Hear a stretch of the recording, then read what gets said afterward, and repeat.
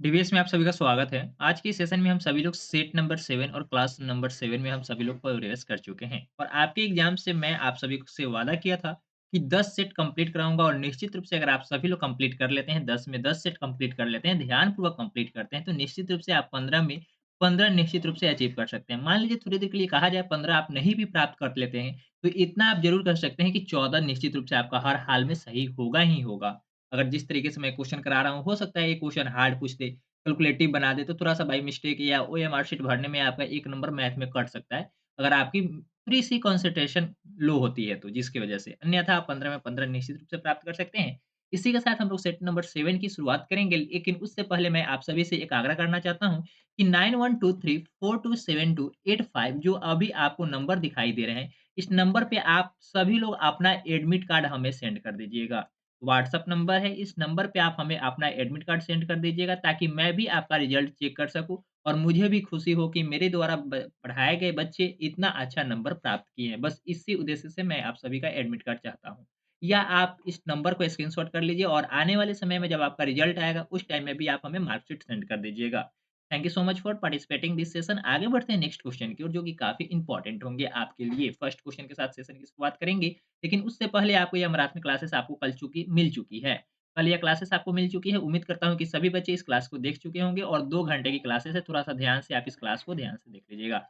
आगे बढ़ेंगे next question की ओर, जो कि काफ़ी इम्पोर्टेंट है और निश्चित रूप से जो मैं क्वेश्चन करा रहा हूँ, यहाँ से हर हाल में क्वेश्चन आपके एग्ज़ाम में आएँगे ही आएँगे। सबसे पहले आप क्वेश्चन पढ़ लीजिए, आखिर कहता क्या है? तो क्वेश्चन में कहा जा रहा है 20 लीटर दूध को किसी स्कूल के सभी विद्यार्थियों में समान रूप से वितरित किया जा गया है। यदि प्रत्येक विद्यार्थी को 1/4 लीटर दूध प्राप्त हुआ, तो उस स्कूल में विद्यार्थियों की संख्या कितनी है? नंबर ऑफ स्टूडेंट आपको बताना है कि स्कूल में कितने स्टूडेंट हैं। सबसे पहले थोड़ा-सा आप ये बता दीजिए कि 1 लीटर में कितना एमएल होता है? तो आप कहेंगे सर एमएल की तो बात हो नहीं रही है, तो आप एमएल में क्यों जा रहे हैं? तो मैं आपको थोड़ा-सा कॉन्सेप्ट समझाना चाहता हूँ। 1 लीटर में कितना होता है? तो आप कहेंगे सर 1000 एमएल होता है। कितना? 1000 एमएल होता है। तो अब मैं आपसे यह जानना चाहता हूँ कि 1/4 लीटर में कितना एमएल होगा? तो आप कहेंगे सर 1/4 गुना 1000 यानी कि यह 250 एमएल होगा। कितना? 250 एमएल कितना होगा? 250 एमएल होगा। कोई दिक्कत नहीं। यानी कि 250 एमएल होगा, तो 250 एमएल को आपको 1000 एमएल बनाने के लिए कितना से गुना करना होगा? 4 से। कितना से गुना करना होगा? 4 से गुना करना होगा। यही ना बात सत्य है। आप यह समझ चुके हैं ना कि 1 लीटर में कितने बच्चों को दूध दिया जा रहा है? तो 4 बच्चों को दूध दिया जाता है। यानी कि 1 लीटर में 4 बच्चों को दूध दिया जाता है, तो 20 लीटर दूध है, यानी कि इधर हम 20 से गुना करेंगे, तो इधर भी तो आपको 20 से गुना करना होगा, तो 20 चौका कितना होता है? 80। कोई दिक्कत नहीं। आपके सामने आपका आंसर मिल चुका है। ऑप्शन नंबर 3 इसका बिल्कुल सही है।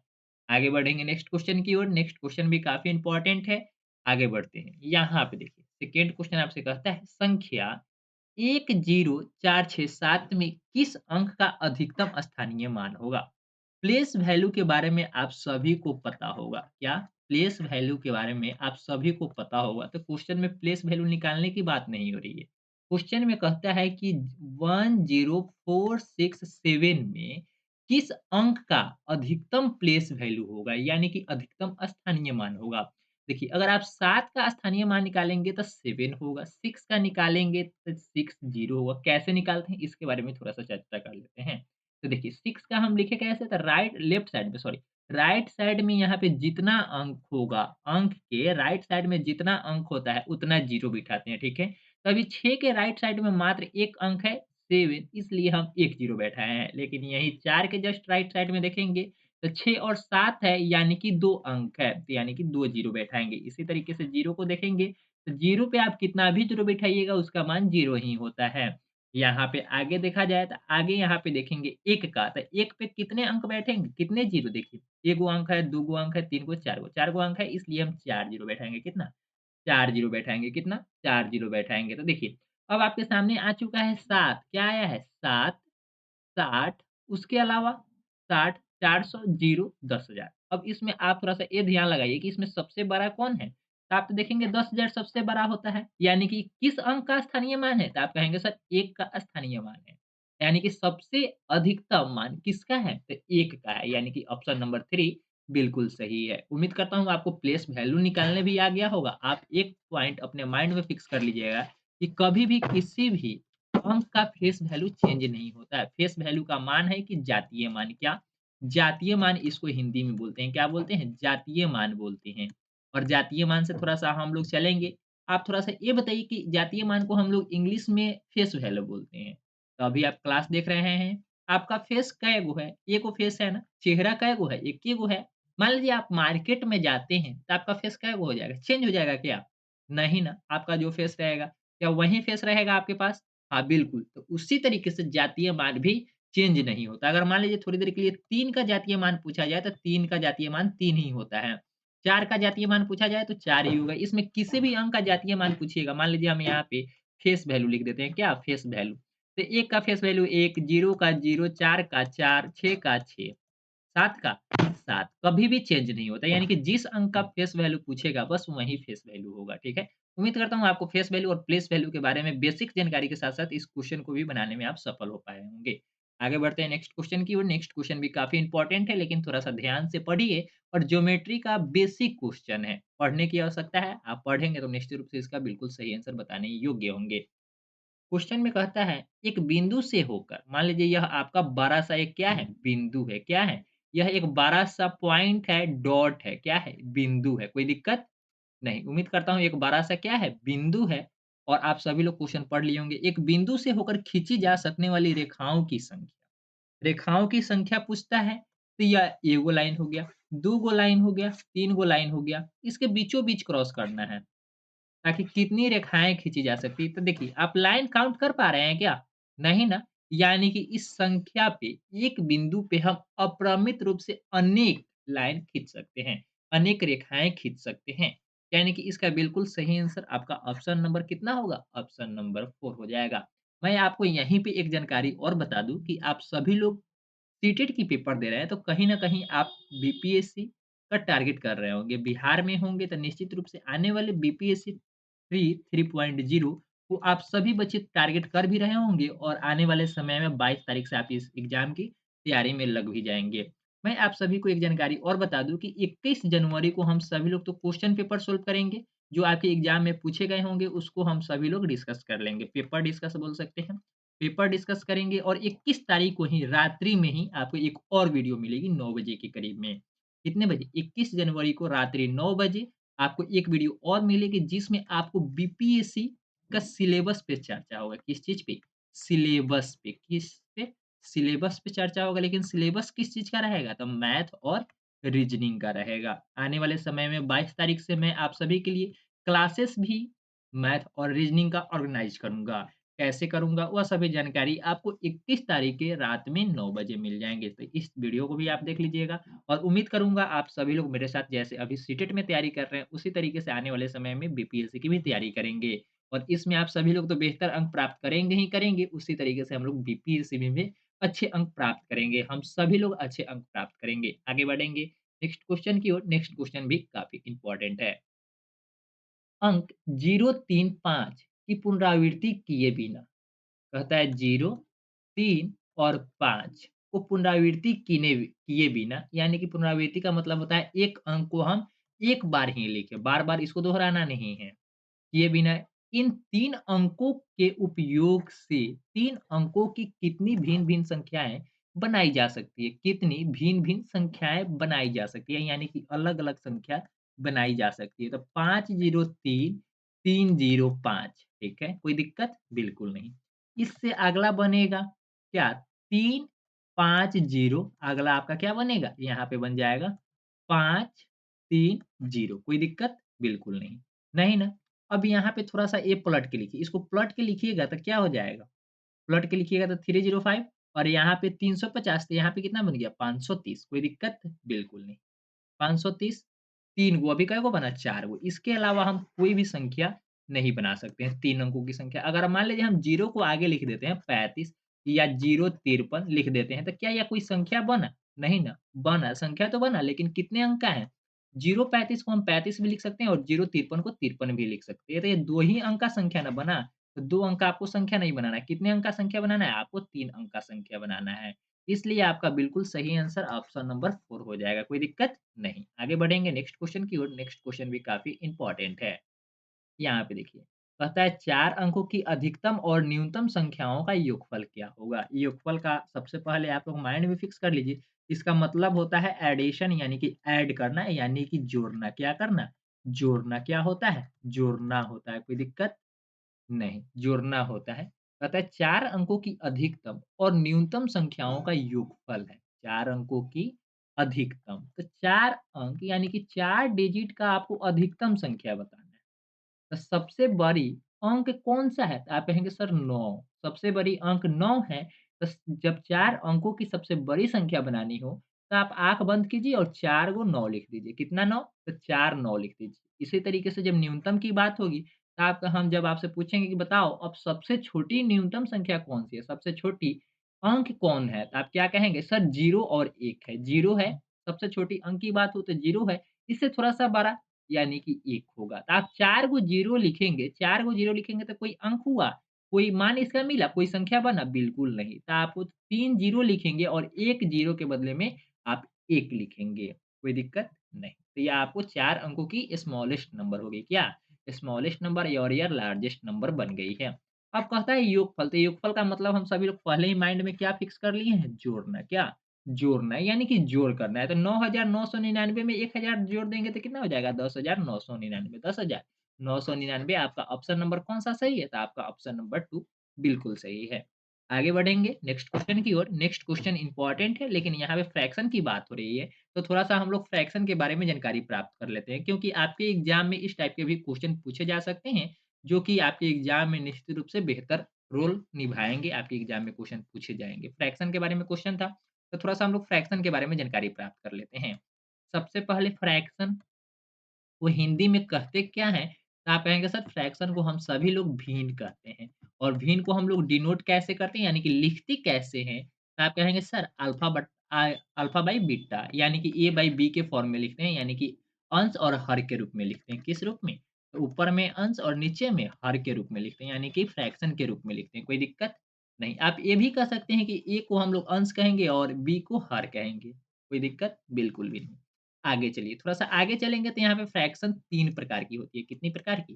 फ्रैक्शन मुख्यतः 2 प्रकार की होती है, लेकिन इस दोनों से उत्पन्न एक तीसरी फ्रैक्शन टाइप है, जो कि फ्रैक्शन का ही पार्ट है। जैसे कि फर्स्ट होता है प्रॉपर फ्रैक्शन और आपके क्वेश्चन में थोड़ा-सा ध्यान से देखिएगा।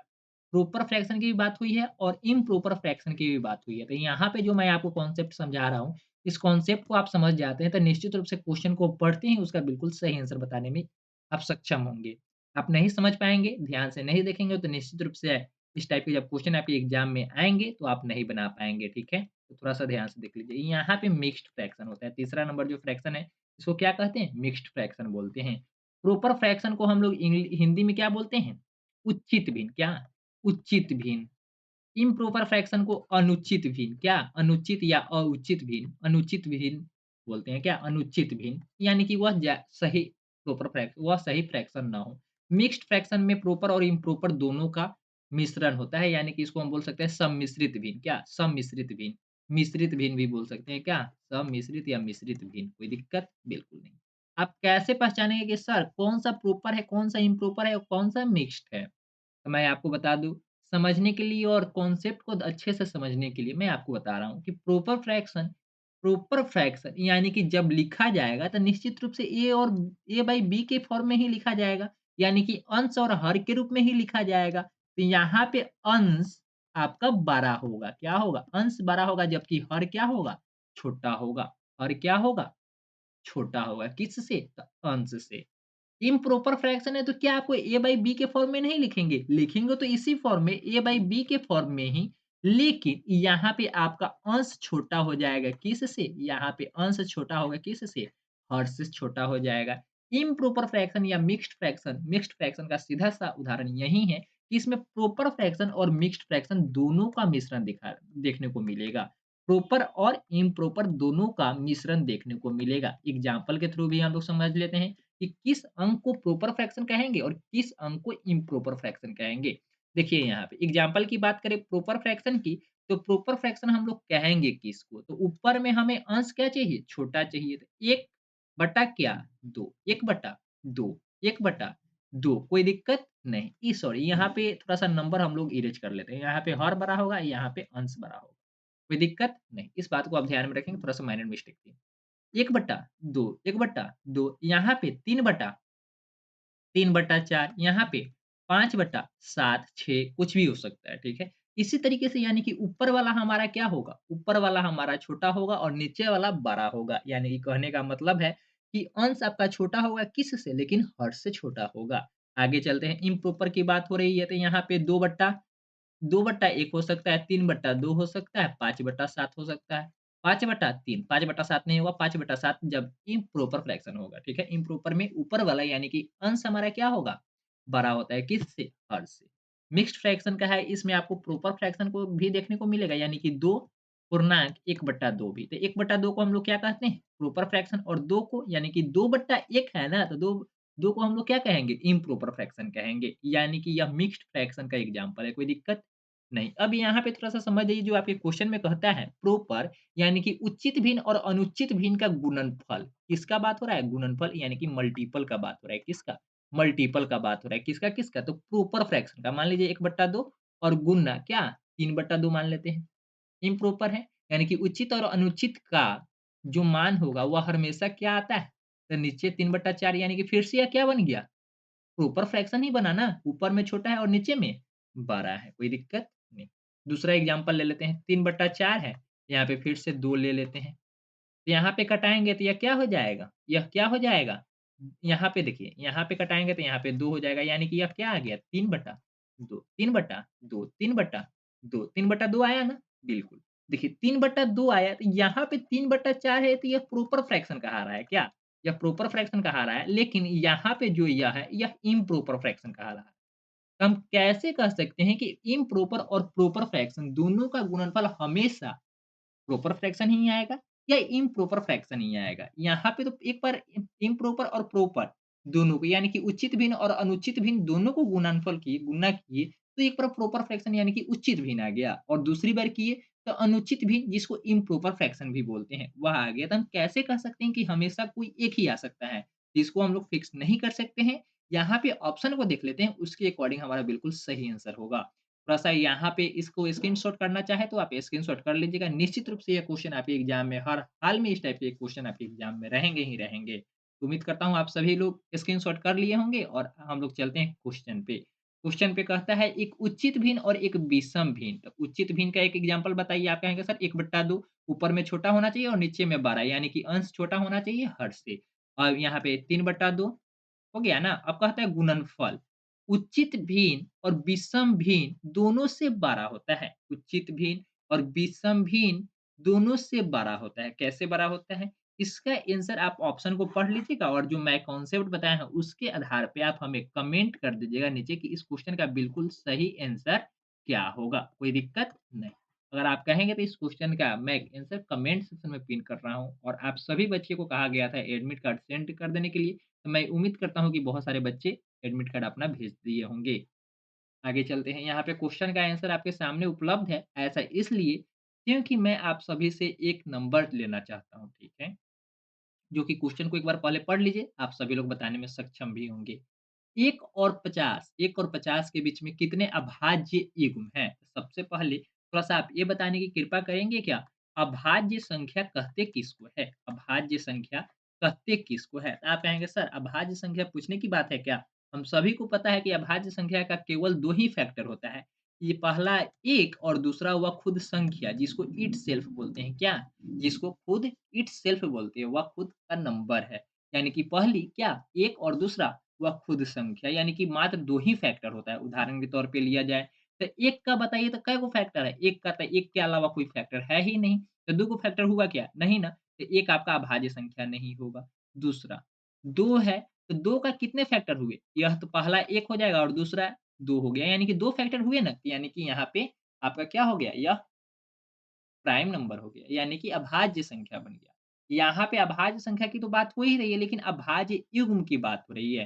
तो अभाज्य युग्म का सीधा-सा इतना ही कॉन्सेप्ट है, अभाज्य युग्म का क्या कॉन्सेप्ट है? अभाज्य युग्म का कॉन्सेप्ट है कि सर हमें कुछ नहीं चाहिए, अभाज्य युग्म का दोनों नंबर के बीच में कितने का डिफरेंस होना चाहिए? तो दोनों नंबर के बीच में 2 का डिफरेंस होना चाहिए। डिफरेंस कितना? 2 का डिफरेंस होना चाहिए, ना कम ना ज़्यादा, 2 का ही डिफरेंस होना चाहिए। देखिए, आपके सामने अभी जो नंबर दिखाई दे रहे हैं, जो स्क्रीन पे चार्ट दिख रहे हैं, यहाँ पे अभाज्य संख्या के बारे में संपूर्ण जानकारी लिखी गई है और 1 से लेकर 50 तक के बीच में कितने प्राइम नंबर होते हैं, उसकी भी जानकारी यहाँ पे दी गई है। थोड़ा-सा आप इसे हाइलाइट कर लीजिएगा, कितने होते हैं? 50 होते हैं। कितने होते हैं? तो 50 होते हैं, कोई दिक्कत नहीं। कितने होते हैं? अभाज्य संख्या तो 50 होते हैं। आप इस बात को यहाँ पे नोट कर लीजिएगा, काफ़ी इम्पोर्टेंट पॉइंट यहाँ पे लिखा गया है। 1 और 50 के बीच में कितने प्राइम नंबर होते हैं? तो 15 प्राइम नंबर होते हैं। लेकिन यहाँ पे प्राइम नंबर नहीं पूछा गया आपसे, क्या पूछा गया? अभाज्य युग्म। तो अभाज्य युग्म का डिफरेंस कितना होगा? 2 होगा। अभाज्य युग्म का डिफरेंस कितना होगा? 2 होगा। अभाज्य युग्म का जब डिफरेंस 2 होगा, तो इसके अलावा क्या होगा? अभाज्य युग्म का डिफरेंस यानी कि दोनों के बीच का अंतर 2 होगा। तो थोड़ा-सा नंबर देख लीजिए यहाँ पे 15 गो तो अभाज्य संख्या बन रहा है, लेकिन दोनों के बीच में 3 और 5 के बीच में कितने का डिफरेंस होता है? आप कहेंगे सर पहला तो पेयर बना 3 और 5 अभाज्य संख्या भी है और इसके दोनों के बीच का पेयर डिफरेंस भी 2 है, यानी कि ये अभाज्य एवं कहानी के योग्य हैं। अब देखिए 5 और 7 के बीच में कितने का डिफरेंस है? तो 5 और 7 के बीच में भी 2 का डिफरेंस यानी कि अभाज्य युग्म बनने के योगफल है और मानने योग्य है। यहाँ पे देखिए अगला 7 और 11 के बीच में 4 कितने का डिफरेंस है? 7 और 11 के बीच में 4 का डिफरेंस है, लेकिन 11 और 13 के बीच में 11 और 13 के बीच में कितने का डिफरेंस होगा? 11 और 13 के बीच में कितने का डिफरेंस होगा? तो 2 का। 13 और 17 के बीच में 4 का ना, लेकिन 17 और 19 के बीच में कितने का डिफरेंस होगा? तो 2 का, यानी कि ये भी आपका अभाज्य युग्म बनने के योग्य है। आगे चलिए, यहाँ पे 23 और 29 के बीच में कितने का डिफरेंस है? तो आप कहेंगे सर 23 और 29 के बीच में 6 का डिफरेंस है, या तो हो नहीं सकता। लेकिन 29 और 31 के बीच में कितने का डिफरेंस है? 29 और 31 के बीच में कितने का डिफरेंस? तो आप कहेंगे सर 2 का डिफरेंस है। कितने का? 2 का डिफरेंस है। आगे चलते हैं, यानी कि अभाज्य युग्म कहानी के योग्य है और कहा जा सकता है। 31 और 37 के बीच में 6 का डिफरेंस है, लेकिन 37 और 41 के बीच में 4 का डिफरेंस है। लेकिन यहीं पे आप देखेंगे 41 और 43 के बीच में, किसके बीच में? 41 और 43 के बीच में कितने का डिफरेंस है? तो आप कहेंगे सर 2 का डिफरेंस है, यानी कि अभी तक हम 6 अभाज्य युग्म बना चुके हैं। कितने? अभाज्य युग्म। अगला 43 और 47 के बीच में देखेंगे तो कितना का बनेगा? 4 का। 43 और 47 के बीच में देखेंगे तो 4 का डिफरेंस बनेगा। कितने का? 4 का। तो ये वो आपका अभाज्य संख्या, अभाज्य युग्म नहीं हो सकता। अभाज्य युग्म का सीधा-सा मतलब यही है, इस दोनों के बीच का, दोनों अंकों के बीच का डिफरेंस कितना होगा? दोनों अंकों के बीच का डिफरेंस कितना होगा? 2 होगा। कितना होगा? 2 होगा। आप इस बात को ध्यान में रखेंगे और आप इस बात को भी ध्यान में रखेंगे कि 1 और 50 के बीच में टोटल अभाज्य संख्या कितने बनेंगे? 1 और 50 के बीच में टोटल अभाज्य संख्याओं की संख्या कितनी है? तो 15 है। अभाज्य युग्म की कितनी संख्या है? तो इसकी संख्या 6 है। यहाँ पे पेयर की बात होगी तो 6 और नंबर की बात होगी तो 15। नंबर की बात होगी तो 15 और पेयर की बात होगी यानी कि युग्म की बात होगी तो 6, यानी कि आपका बिल्कुल सही आंसर ऑप्शन नंबर कौन-सा? ऑप्शन नंबर 2 बिल्कुल सही है। कौन-कौन से है वो आपके डिस्प्ले पर दिखाई दे रहे हैं। आप चाहे तो स्क्रीनशॉट कर सकते हैं और आने वाले एग्ज़ाम में इसका बेनिफिट उठा सकते हैं, लाभ ले सकते हैं। आगे बढ़ेंगे, काफ़ी इंपॉर्टेंट क्वेश्चन है और हर बार इस टाइप के क्वेश्चन पूछे गए हैं और उम्मीद करता हूँ कि आपके एग्ज़ाम में भी इस टाइप के क्वेश्चन पूछे जाएँगे। सबसे पहले मैं आपको बता दूँ कि राइट एंगल यानी कि समकोण त्रिभुज त्रिभुज हम लोग कहते किसको है? समकोण त्रिभुज यानी कि राइट एंगल कहते किसको है? तो राइट एंगल यानी कि डिग्री में बात करें तो कितना होगा? 90 डिग्री होगा। तो यहाँ पे आपसे क्वेश्चन पूछता है 2.2/3 समकोण बराबर है। इसको आप तोड़कर लिखना चाहे तो 2 + 2/3 भी लिख सकते हैं, कोई दिक्कत नहीं। नहीं ना, समकोण लगा हुआ है इसलिए हम 2 गुना 90 और 2/3 गुना 90, कोई दिक्कत नहीं। इधर करेंगे तो 90 दूना 180 अब प्लस 2/3 है यानी कि 3 से 90 को घटाएँगे तो 30 आएगा। 30 दूना 60 आया कितना? 240 आया कितना? 240। देखिए किस ऑप्शन में है? आपका ऑप्शन नंबर 4 में है। आपसे यहाँ पे बोल सकता है कि 2 समकोण बराबर कितना होगा? तो 2 समकोण यानी कि 180 डिग्री 90 में आप गुना करते जाएँगे उतना आपका आंसर आ जाएगा, कोई दिक्कत नहीं। आप चाहे तो इस क्वेश्चन को इतना ना करके आप ऐसे भी बना सकते थे। 2.2/3 था, समकोण की बात हो रही थी, इसको पूरा हम लोग प्रॉपर फ्रैक्शन बना लेते। क्या? फ्रैक्शन बना लेते। तो 2 तिहाई 6 और 6 और 2 जोड़ देंगे तो 8/3 समकोण कहा जा रहा था इसलिए हम यहाँ पे 90 लिखेंगे। 90 को 90 को जब आप 30 से कटाएँगे तो 3 मर्तबे कट जाएगा यानी कि 8 तिरी 24 240 डिग्री। कोई दिक्कत? आप चाहे तो ऐसे भी कर सकते हैं। आपको समझ में ना आया हो तो यहाँ पे एक-एक को अलग तोड़ देंगे और उसके बाद आप बनाएँगे बिल्कुल सही आंसर 290 ही आएगा। मैथ बनाने का बहुत सारा तरीका है लेकिन कॉन्सेप्ट का आंसर बिल्कुल आपका सटीक मिलेगा। आपका कॉन्सेप्ट कोई भी हो, क्वेश्चन सेम होगा तो उसका आंसर भी सेम होगा। कोई दिक्कत नहीं। आगे बढ़ेंगे नेक्स्ट क्वेश्चन की ओर। नेक्स्ट क्वेश्चन काफ़ी इंपॉर्टेंट है और यहाँ पे पैटर्न से रिलेटेड क्वेश्चन है। उम्मीद करता हूँ सभी बच्चे इसका सही आंसर बताने में सक्षम होंगे और बता भी रहे हैं। कहता है 1 + 3 = 4, 3 + 6 = 9, 6 + 10 = 16। जैसे ही मैं इतना पढ़ा तो आपके माइंड में इतना क्लिक तो ज़रूर किया होगा कि 1 + 3 यानी कि 4, 3 और प्लस 6 बराबर 9 यानी कि यह जोड़ा जा रहा है। क्या किया जा रहा है? जोड़ा जा रहा है। 6 प्लस 10 बराबर 16 यानी कि कहीं न कहीं यह जोड़ के बराबर लिखा हुआ है, ठीक है?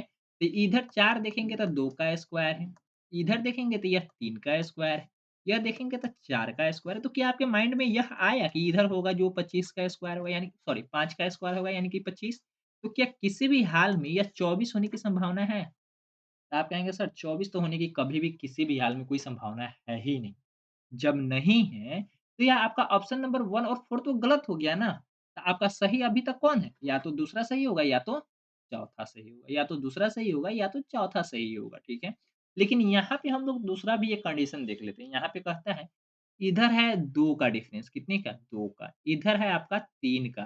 तो अगला कितने का डिफरेंस होना चाहिए? 4 का। अगला कितने का डिफरेंस होना चाहिए? 4 का। तो 6 4 10 इधर देखिए, इधर डिफरेंस देखेंगे तो आपका बनेगा कितना? 3 का डिफरेंस, अगला देखेंगे तो 4 का डिफरेंस, अगला देखेंगे तो कितने का डिफरेंस? 5 का। यानी कि 10 में 5 जोड़ेंगे तब 15। तो आपको नंबर मिला 10 + 15 = 25 कोई दिक्कत नहीं। तो इस जिस ऑप्शन में लिखा हुआ है वह बिल्कुल सही है। तो ऑप्शन नंबर 3 में लिखा हुआ है इसलिए आपका बिल्कुल सही आंसर ऑप्शन नंबर 3 है। उम्मीद करता हूँ इस क्वेश्चन का आप बिल्कुल अच्छे से समझ गए होंगे। और जब आपके एग्ज़ाम में इस टाइप के क्वेश्चन आएँगे तो हड़बड़ा कर 25 नहीं लगाएँगे, 25 आपके ऑप्शन नंबर 2 और 3 दोनों में दिए गए हैं। लेकिन थोड़ा-सा और लॉजिकल फाइंड करेंगे तो वहाँ पे आपको बिल्कुल मिलेगा 10 + 15 = 25 ऑप्शन नंबर 3 100% सही है, कोई दिक्कत नहीं। उम्मीद करता हूँ आपको सेशन अच्छा लगा होगा और इस सेशन को अपने सारे दोस्तों के साथ सेशन को शेयर कर भी रहे होंगे। नहीं किए हैं तो थोड़ा-सा सेशन को शेयर कर दीजिए। आने वाले समय में हम लोग बीपीएससी की तैयारी करेंगे, तो काफ़ी इम्पोर्टेंट रोल निभाएँगे उस सेशन में। थोड़ा-सा आगे देखते हैं। 4 सौ सम क्या लिखा हुआ है? वर्गों को क्षेत्रफल 256 है। 4 गो वर्ग का क्षेत्रफल क्या है? एरिया हमारा है 256 कितने क्षेत्रफल है? कितने वर्ग का एरिया है? तो 4 का। तो मैं आपसे पूछता हूँ कि 1 वर्ग का क्या होगा? तो आप कहेंगे सर 256 को 4 से हम डिवाइड कर देंगे कि तो 1 का निकल जाएगा। यानी कि 6 चौका 24 के चा चा 24 और 1 यानी कि 64 सेंटीमीटर स्क्वायर यह आपका क्या हो जाएगा? 1 वर्ग का क्षेत्रफल हो जाएगा। कहता है एक आयत बनाने के लिए जोड़ा जाता है, एक आयत बनाने के लिए जोड़ा जाता है प्रत्येक वर्ग का परिमाप। प्रत्येक वर्ग का परिमाप बताइए क्या होगा? प्रत्येक वर्ग का इसलिए हम 1 वर्ग का क्षेत्रफल निकालें। 1 वर्ग का क्षेत्रफल निकालें तो 64 आ गया, 64 आ गया। तो आपको इतना तो ज़रूर पता होगा कि वर्ग का स्क्वायर यानी कि वर्ग का क्षेत्रफल होता क्या है? आप सभी लोग कह भी रहे हैं और आंसर बता भी रहे हैं कि होता है साइड गुना साइड यानी कि साइड स्क्वायर। कोई दिक्कत नहीं। तो साइड स्क्वायर होता है यानी कि इस पे स्क्वायर लगेगा। आपका एरिया पता है ही कितना है 64 सेंटीमीटर साइड स्क्वायर है। स्क्वायर हटाएँगे तो एक साइड में रूट चढ़ेगा तो रूट से बाहर 64 निकलेगा तो 8 बन के निकलेगा यानी कि एक साइड बराबर कितना है? 8 सेंटीमीटर कितना है? 8 सेंटीमीटर। अब वर्ग का परिमाप यानी कि पेरीमीटर भी आपको पता होगा ही, पेरीमीटर भी आप सभी को पता होगा ही। क्या होता है? 4 गुना भुजा यानी कि 4 गुना साइड। तो 4 गुना साइड यानी कि 4 तो गुना में है और साइड का मतलब 8 सेंटीमीटर रहता है 8 चौका 32 8 चौका 32 आपका ऑप्शन नंबर कौन-सा सही है? आपका ऑप्शन नंबर 2 बिल्कुल सही है, कोई दिक्कत नहीं। उम्मीद करता हूँ आपको समझ में आ गए होंगे और यहाँ पे 2 फ़ॉर्मूला काफ़ी इम्पोर्टेंट था। पहला था एरिया और दूसरा था परिमाप पेरीमीटर, कोई दिक्कत? आगे बढ़ेंगे। काफ़ी इम्पोर्टेंट क्वेश्चन है और टाइम से रिलेटेड क्वेश्चन है। आप बताने में सक्षम होंगे और कैलकुलेट कर भी रहे होंगे। किसी स्कूल में विद्यार्थियों का अध्ययन 10 बजकर 10 मिनट पे शुरू होता है सुबह के समय में अपराह्न यानी कि एएम का मतलब क्या होता है? अपराह्न, सुबह का समय। प्रारंभ हुआ तथा 12 बजकर 55 मिनट पे कितना? 12 बजकर 55 मिनट पीएम पे यानी कि पूर्वाह्न में वह समाप्त भी हो गया। मध्य अवकाश प्रारंभ हुआ। मध्य अवकाश तक अध्ययन समय कितना था? आप थोड़ा-सा ये बताइए। सर ये अगर ये 10 बजे से शुरू होता कितना? 10 बजे से सॉरी 10 बजे से अगर ये शुरू होता है और 12 बजे खत्म होता है, तो आप तो कहते हैं सर 2 घंटा पढ़ाई हुआ है। ना 10 बजे शुरू हुआ और ना 12 बजे समाप्त हुआ। ना 10 बजे शुरू हुआ और ना 12 बजे समाप्त हुआ, ठीक है? तो कितने ब अभी कितना समय लगा? मात्र 2 घंटा। लेकिन यह 12 बजे नहीं समाप्त हुआ, 12:55 में समाप्त हुआ है। कितना? 12:55 यानी कि 55 मिनट और बढ़ जाएगा, कोई दिक्कत? अभी तो 2 घंटा 55 मिनट आ रहा है, लेकिन ये 10 बजे से पढ़ाई शुरू हुआ है, तो 10 बजे से आपका पढ़ाई शुरू हुआ है क्या? नहीं, 10 मिनट बाद से शुरू हुआ है ना। 10 बजकर 10 मिनट से शुरू हुआ है, यानी कि 45 में से 55 में से 10 घटा लेंगे तो आपका 45 मिनट आ जाएगा, कोई दिक्कत? 2 घंटा 45 मिनट। 2 घंटा 45 मिनट इसका बिल्कुल सही आंसर है। कोई दिक्कत? उम्मीद करता हूँ आप सभी लोग समझ भी गए होंगे और सेशन काफ़ी अच्छी लगी होगी। सेशन को शेयर कर दीजिएगा और आने वाले समय में हम लोग और सेशन लेकर आएँगे, 2 से 3 सेट लेकर आएँगे और आने वाले समय में आपको एग्ज़ाम से संबंधित बहुत सारे टिप्स और ट्रिक दिए जाएँगे, ताकि जो क्वेश्चन आपके एग्ज़ाम में न भी आए तो उस क्वेश्चन को थोड़ा-सा अटेम्प्ट करने की इच्छा जता सकें, उस क्वेश्चन को अटेम्प्ट आप कर सकें और अच्छे अंक से पास कर जाएँ। आने वाले समय में बीपीएससी की भी एग्ज़ाम होने वाली है, आप सभी लोग पास कर जाएँगे तो मेरी शुभकामनाएँ यही हैं कि आप सभी लोग भी बीपीएससी में आकर शामिल हो और अच्छे से पढ़ाई कीजिए, आप सभी लोग का जॉब हो जाए। मेरा भी हो जाए, आप सभी का भी हो जाए। आगे बढ़ते हैं। नेक्स्ट क्वेश्चन में कहता है, प्रथम 10 समप्राकृत संख्याओं का माध्य क्या है? प्रथम 10 समप्राकृत संख्या। तो देखिए, सम कहा जाता है, यानी कि 2 से डिवाइड हो जाना चाहिए। कैसे? 2 से पूरा-पूरा डिवाइड हो जाना चाहिए। तो 2 से पूरा-पूरा डिवाइड होने का मतलब है, यह क्या होगा? क्या होगा? आप थोड़ा-सा ये समझिए, प्राकृत संख्या शुरू कहाँ से होती है? इवेन नंबर शुरू कहाँ से होती है? थोड़ा-सा ये बताएँगे क्या?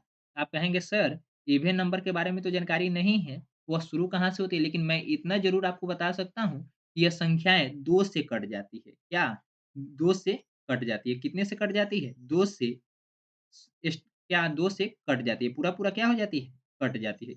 इवेन नंबर 2 से पूरा-पूरा कट जाती है। यानी कि दूसरा या पहला 2 होगा, 4 होगा, 6 होगा, 8 होगा, 10 होगा। अभी कै को हुआ?